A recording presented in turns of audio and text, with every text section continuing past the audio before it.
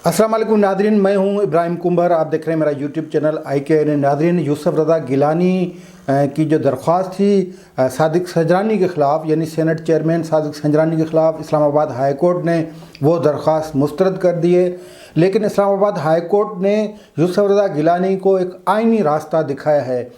13 सफ़ात पर मुश्तमिल यह फ़ैसला चीफ जस्टिस अतर मिनल्ला ने किया है। इस फैसले में तमाम वो बातें लिखी गई हैं जो बातें बहुत खूबसूरत हैं, यानी पार्लियामेंट की आज़ादी, पार्लियामेंट की खुद मुख्तियारी, पार्लियामेंट का तक़द्दुस, पार्लियामेंट का एहतराम, पार्लियामेंटी मेंबरान को जो आवाम की मिली हुई नुमाइंदगी, उनको मिली गई जो रियायतें, मराहतें या प्रिविलेज या इस्तिकाक जो है, उन सब की खूबसूरत बातें इस फ़ैसले 13 सफ़ात में मुश्तमिल इस फ़ैसले में लिखी गई हैं। लेकिन जो प्रे यूसुफ रज़ा गिलानी ने की थी, जो इस्तदा अदालत से यूसुफ रज़ा गिलानी ने की थी, उनके वकील फ़ारूक एच नाइक ने की थी, वो मुस्तरद कर दी गई है और नाम उसको दिया गया है कि पार्लियामेंट के मामले में मुदाखलत आइन के आर्टिकल 69 की खिलाफ वर्जी है, तो हम मुदाखलत नहीं करते।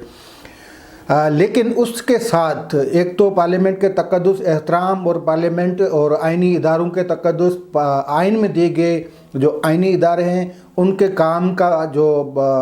काम का तरीक़ेकार और आइनी जो फोरम्स, उस हवाले से ये तमाम चीज़ें इस फ़ैसले में दी गई हैं और एक खूबसूरत जजमेंट है। लेकिन बदकिस्मत ये है कि चीफ जस्टिस अतर मिनल्ला की ऐसी जजमेंट पे कभी अमल नहीं हुआ पाकिस्तान में। ख़ुद अदालतें न फ़कत आइनी मामलात में लेकिन गैर आइनी मामलात को जायज़, कानूनी और आइनी करके पेश करती रही हैं। इससे पहले जो हमने यूसुफ रज़ा गिलानी के इस दरख्वास्त के हवाले से वीडियो बनाई थी, उसमें हमने तमाम चीज़ें बयान कर दी थी और ये कहा था कि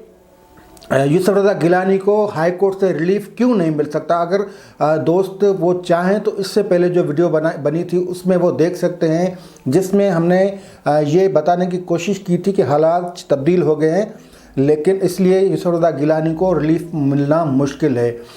अब इस्लामाबाद हाई कोर्ट ने अपने फ़ैसले में क्या कहा है और कौन सा रास्ता दिखाया यूसुफ रज़ा गिलानी, वो हम इस वीडियो में आपको बताएंगे। लेकिन उससे पहले जिन दोस्तों ने चैनल को सब्सक्राइब नहीं किया वो सब्सक्राइब करें, बेल आइकन को क्लिक करें ताकि ताज़ा वीडियो अपडेट्स आप तक पहुंचती रहें।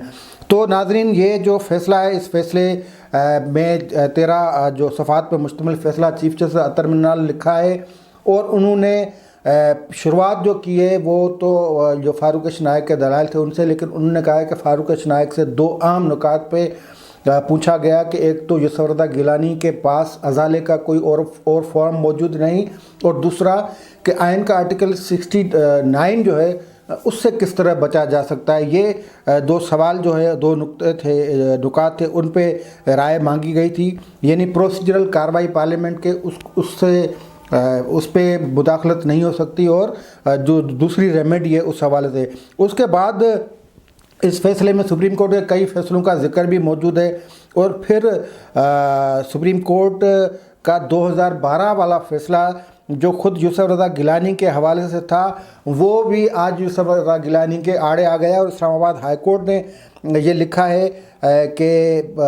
उस फैसले में, यानी जो 2012 में अज़हर सईद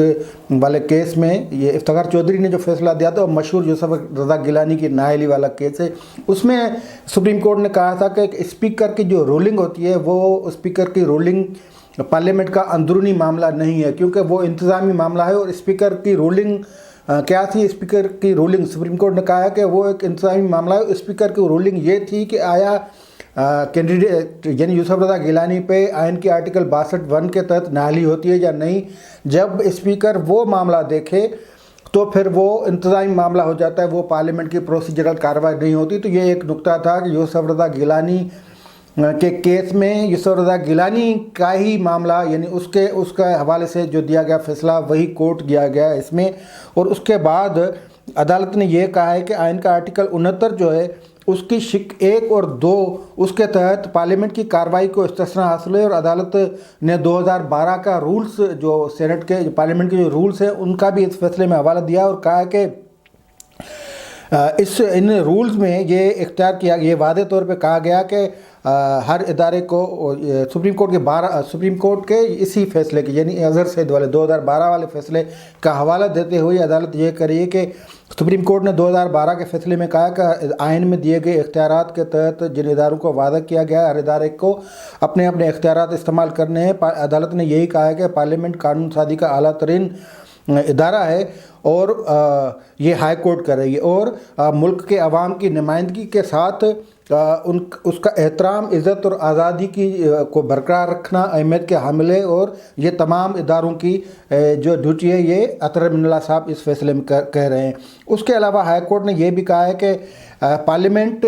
قومی نوعیت کے تمام ایشوز یعنی تنازعات اور سیاسی نوعیت کے تنازعات کو حل کرنے کا اعلیٰ ترین ادارہ ہے۔ پارلیمنٹ کو ملی ہوئی استحقاق، اختیارات اور استثناء جو ہیں ان کا آئین میں واضح ذکر ہے۔ آئین سازوں کی طرف سے پارلیمنٹ کی آزادی کو عدالتوں سے پرے رکھنے کے حوالے سے جو زبان آئین میں استعمال کی گئی ہے وہ غیر مبہم اور پر اثر زبان ہے۔ ریاستی اداروں کی آئینی اختیارات کے حوالے سے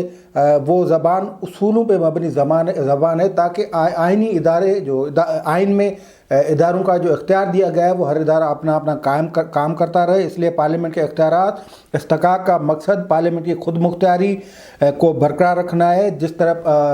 تاکہ پارلیمنٹ آزاد طریقے سے کام ہو سکے۔ اب یہ بحث الگ ہے کہ پارلیمنٹ کتنی غیر مؤثر ہو چکی ہے، پارلیمنٹ کس طرح زنجیروں میں باندھا گیا پارلیمنٹ اب ڈیبیٹنگ کلب نہیں رہی۔ پارلیمنٹ کو ہر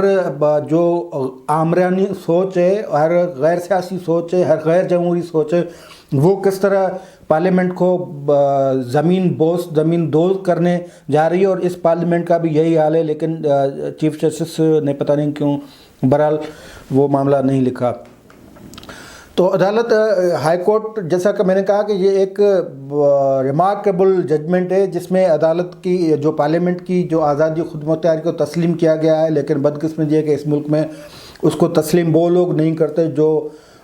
چڑھ دوڑتے ہیں پارلیمنٹ کی دیواروں پہ، یا پارلیمنٹ کے دیواروں کے یا جنگلے توڑتے ہیں یا حملے کرتے ہیں۔ پھر وہ غیر آمرہ، غیر جمہوری، غیر سیاسی اور جو آمرانہ سوچ ہے وہ ہو خود یا ان کے پالے ہوئے، ان کے لاڈلے یا ان کے سلیکٹڈ ہوں، وہ اس طرح پارلیمنٹ میں پیش آتے ہیں۔ لیکن ہائی کورٹ نے کہا ہے کہ عدالت کی طرف سے پارلیمنٹ کے کسی بھی کام میں مداخلت مداخلت ایوان کی جو توقیر اور آزادی کو انڈرمائن کرنے کے برابر ہے۔ اس سے نہ فقط تنقید ہوگی لیکن پارلیمنٹ کے معاملات میں جو حد دخلی ہے عدالت کی طرف سے اس کے اثرات بھی نکلیں گے، اور سپریم کورٹ کا جو تقدس ہے وہ اس پہ آنچ آئے گی۔ اسی لیے اسلام آباد ہائی کورٹ نے اس کے ساتھ یہ بھی لکھا ہے کہ اس سے جو مداخلت ہے، عدالتوں کی مداخلت پارلیمنٹی معاملوں میں، اس سے عوام کے اعتماد کو بھی نقصان پہنچے گا، اور اس سے عدالت پہ بھی اثرات پڑیں گے۔ سیاسی معاملات میں عدالت کی جو دخل اندازی ہے اس سے عدالتیں بے نقاب ہوتی ہیں، اس لیے عدالتیں کوشش کرتی ہیں کہ ایسے معاملات سے پرہیز کریں، لیکن یہ میں کہہ رہا ہوں کہ وہ پرہیز نہیں کی جاتی۔ جہاں ہر فوجی آمریت کو ٹھپا لگایا ہے، اس کو جائز اور قانونی اور آئینی قرار دیا ہے، وہ جسٹس منیر سے لے کر ثاقب نثار تک ان میں ججوں کے ہاتھ رنگے ہوئے ہیں، اور ہر عدالت نے، بڑی عدالت نے کی کوشش کی ہے کہ ملک میں تمام لگے ہوئے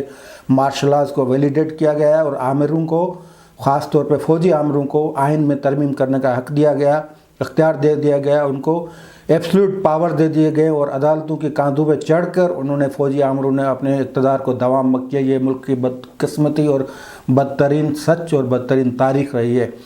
لیکن چیف جسٹس اطہر من اللہ نے ایک زبردست فیصلہ کر کے یوسف رضا گیلانی کو تو انہوں نے کوئی ریلیف نہیں دیا، لیکن آگے چل کر عدالت نے ایک اشارہ دیا ہے کہ وہ یوسف رضا گیلانی اس ازالے سے، ریمیڈی سے فائدہ اٹھا کر پھر سینٹ چیئرمین بن سکتے ہیں۔ یہاں پہ ہم آپ کو اس جو پارٹ ہے وہ پارٹ دکھانا بھی چاہیں گے، اور وہ آپ کو بتانا چاہیں گے کہ ہائی کورٹ نے کیا کہا۔ ہائی کورٹ نے کہا ہے کہ درخواست گزار کا موقف یہ ہے کہ وہ پی ڈی ایم کے مشترکہ امیدوار تھے، ان کے پاس ووٹوں کی اکثریت تھی، یعنی ان کے پاس 51 ووٹ تھے، جبکہ ان کا مقابلے میں 47 ووٹ تھے دوسری جماعت کے پاس۔ اس طرح انہوں نے کہا کہ آئین کا آرٹیکل 53(7) جو ہے وہ سینٹ چیئرمین کو ہٹانے کا طریقہ کار بتاتا ہے۔ اگر یوسف رضا گیلانی کے پاس مطلوبہ اکثریت موجود ہے تو وہ نہ فقط سینٹ چیئرمین کو ہٹا سکتے ہیں، لیکن وہ خود بھی سینٹ چیئرمین بن سکتے ہیں۔ اس صورت میں یوسف رضا گیلانی کے پاس آئینی ریمیڈی موجود ہے۔ اس طریقہ کار کو استعمال کرتے ہوئے سینٹ کے اکثریتی ممبران کی حمایت حاصل کی جا سکتی ہے۔ اس صورتحال میں ہائی کورٹ کا مطلب کیا ہے کہ جو آئین آرٹیکل 59 میں جو removal of senate chairman, speaker, deputy speaker ہے، یعنی عدم اعتماد تحریک کا راستہ دکھایا اسلام آباد ہائی کورٹ نے، اور اسلام آباد ہائی کورٹ نے یہ تمام چیزیں کہہ کر آخر میں یہ کہا کہ یہ تمام صورتحال کو دیکھ کر اس درخواست کو، یعنی یوسف رضا گیلانی کی درخواست کو ناقابل سماعت قرار دیا جاتا ہے، اور امید کی جاتی ہے پارلیمنٹ کے ممبران اور سیاسی قیادت سے کہ وہ ان معاملات میں، یعنی ایسے تنازعات میں عدالتی فورم کے بغیر جو پارلیمنٹ کو پریولیجز اور اختیارات ملے ہوئے ہیں آئین کے تحت، اس کو استعمال کریں، نہ کہ عدالتی فورم کو۔ تو اسلام آباد ہائی کورٹ نے آج یوسف رضا گیلانی کو نہ فقط ان کو ریلیف دینے سے انکار کیا، ان کی درخواست کو خارج کر دیا، لیکن ان کو عدم اعتماد تحریک کا راستہ دکھایا۔ اب عدم اعتماد تحریک کے حوالے سے کیا رکاوٹیں ہیں، کیا ماحول ہے، پی ٹی ایم کی صورتحال کیا، اس پہ ہم دوسرا پروگرام کریں گے، عنقریب کریں گے، لیکن یہ عدالتی فیصلے کے چیدہ جو نکات تھے وہ اپنے ناظرین سے شیئر کرنا ضروری تھے۔ تو آپ سمجھ جائیں کہ یوسف رضا گیلانی کے معاملے میں عدالت نے مداخلت کرنے سے پرہیز کیے، اور انہوں نے مشورہ دیا ہے گیلانی کو کہ آپ عدم اعتماد تحریک لا کر صادق سنجرانی کو ہٹائیں اور خود سینٹ چیئرمین بن جائے۔ اب دیکھتے ہیں کہ اس حوالے سے پی ٹی ایم کیا پوزیشن اختیار کرتی ہے، لیکن ہائی کورٹ نے اپنا 13 صفحات کا جو فیصلہ ہے وہ سنا دیا ہے۔ آج کے لیے اتنا ہی، دیجیے اجازت، اللہ حافظ۔